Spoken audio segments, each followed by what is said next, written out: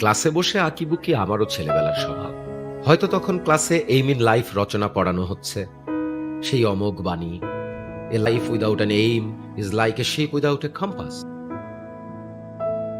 জীবনে এই একটা কিছু হবার ইচ্ছে থাকার ব্যাপারটা সেই প্রথম শব্দ দিয়ে সাজানো দেখলেও তার অনেক আগেই আমার হাতে কম্পাস ছিল।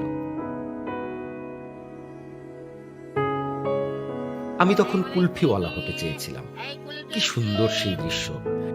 সাদা সাদা বরফ, কম লাল স্যাক্রিন, কি সুন্দর! তখন অবশ্য ৭ দিন কুলফি বিক্রি করব ভাবি নাই।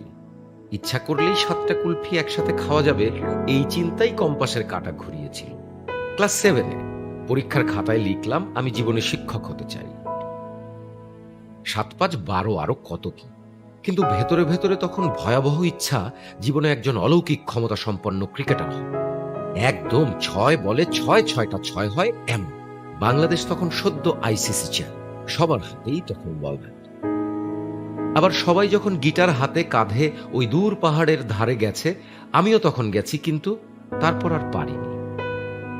এটা আমার প্রথম জীবন, যখন পর্যন্ত আমি চেকে টি শার্ট বলেই চিনি।